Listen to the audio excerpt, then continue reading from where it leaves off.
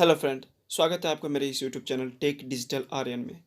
आज हम लोग जानेंगे कि RNFI पोर्टल का रिटेलर पोर्टल कैसा दिखता है और उसमें क्या क्या सर्विसेज मिलती है और उसके सर्विसेज को हम लोग कैसे यूज करते हैं। तो RNFI के रिटेलर पोर्टल का पूरा जानने के लिए आप वीडियो पूरा देखिएगा।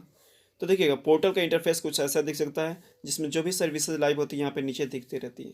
सबसे पहले आता है कि DMT में यानी डोमेस्टिक मनी ट्रांसफ़र। इसमें आप क्लिक करते हैं तो यहाँ मोबाइल नंबर डालकर आप मनी ट्रांसफ़र कर सकते हैं।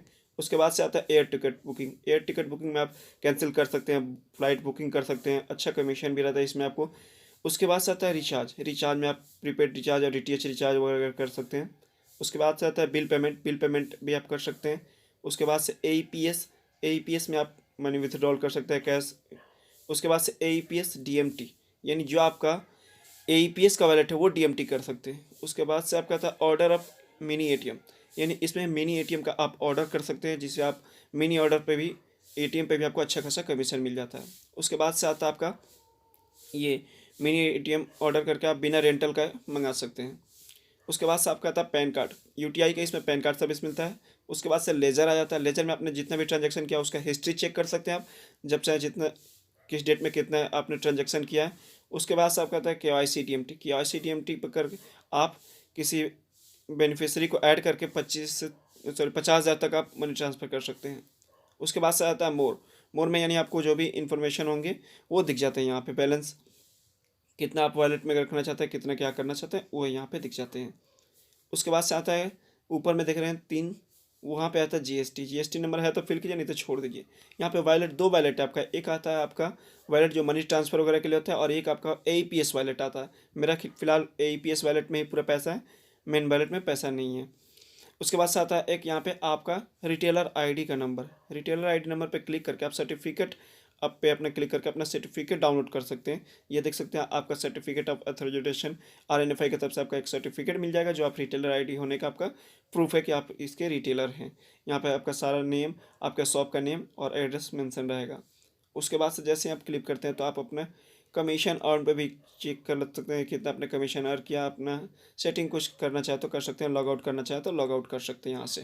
ठीक है। उसके बाद से आ जाता है आपका डाउनलोड में आप क्लिक करके डाउनलोड कर सकते हैं। कुछ टेम्पलेट दिया रहता है कंपनी का प्रचार वगैरह के लिए, आप लगाने चाहें शॉप पे तो ये टेम्पलेट है जिनको आप डाउनलोड करके उसका प्रिंट आउट निकाल कर आप अपने शॉप पे लगा सकते हैं। ठीक है।